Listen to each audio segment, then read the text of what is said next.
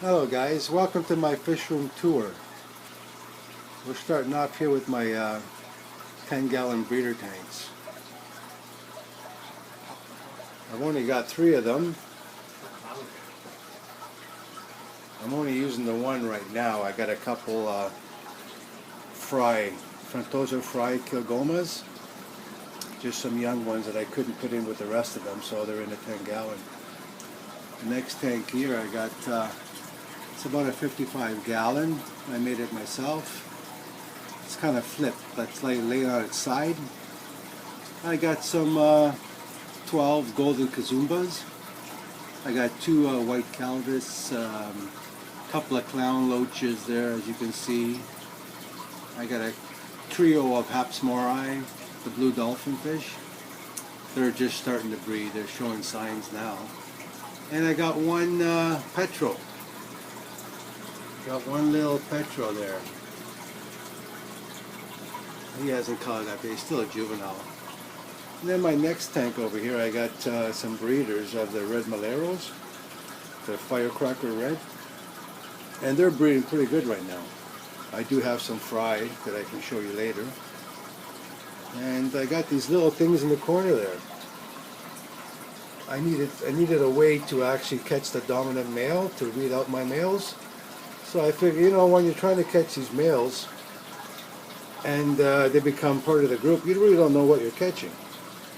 So what happens with these little containers here is the male gets inside there, makes it his territory, the dominant male, and I just stick a net and scoop the whole thing up, and I got a guaranteed male, and I can pull them out and wean the males as I need to. Seems to work really well. And down here, my bottom tank, I have a new addition to my room here. I got a couple of a colony of Napimblis, and I just got them a couple of weeks ago, so they're showing signs of breeding. They're wild caughts, and they're looking pretty good. A little skittish right now. They haven't really come out. There's the male there. That's the male. It's looking really nice. They got some nice blue. They're not settled in yet, but I'll give them a little bit of time.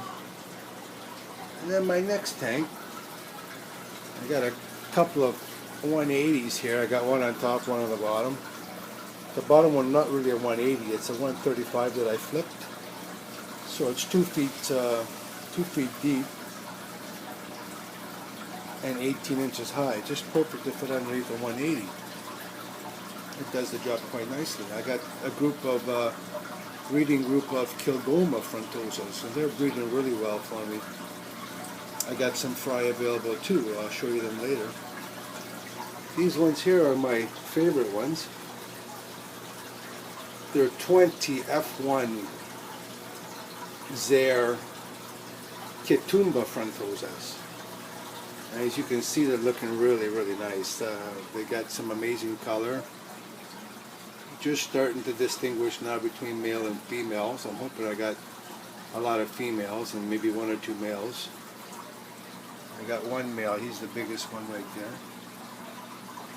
He's starting to look really nice. He's got the Zorro mask, like you want them to have. They're looking really good. And these 2 tanks are running on a sump system. You got the overflow there. The bottom tank is drilled. It's drilled on the back side. I don't know if you can see that. Yeah, you can see the drain there. And they're connected to a homemade sump that I made. My homemade sump over here. And it holds both 180s. In a different section, just a little bit, a couple of feet away from it. That's a homemade sump. You can't really see it too well because it's kind of tucked into the corner there. But it works really well. Lots of bacteria. I got bio balls. My shelf with all my crap on there. And now we'll move into the next room where I got a couple of new tanks. Going into the next room here.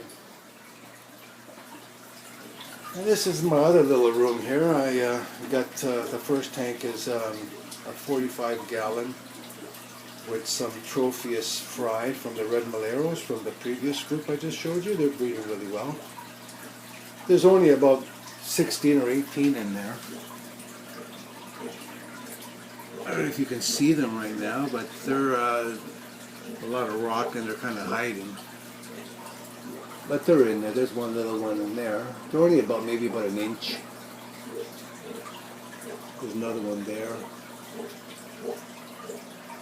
And a few more down there. And on the bottom I have these two tanks are connected. A 35 on the bottom and a 45 on the top. They're connected, so what I do is I use the bottom 35 for water changes. I just drain it 100%, fill it up, and it slowly gets fed into the top tank with an overflow. I got an overflow there,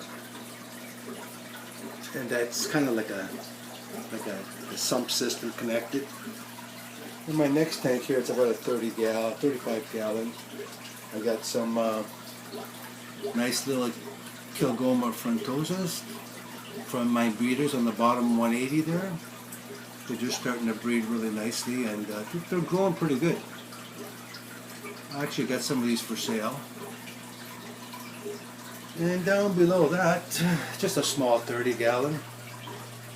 I got 10 juvenile Nipimbui Frontosas. And I just got them not too long ago, so they're not really settled in yet. I'm going to be moving them on the weekend, so I'm going to be moving them to a different tank, a little bit bigger. And my newest tank, it's a 55 gallon, right here. I don't have too much distance, so I can't get back any further than this. But this is a tank that I set up just the other day. It's on a drip system. I plan on getting some discus. I'm going to get a few breeding pairs of discus and try my luck with that. See how they go. And that's a homemade sump that I made myself here too. I'm just using scrubbies right now because that was cheap. And I was told that they work really well. And this is the homemade sump that I made. It's a 3-stage filter system.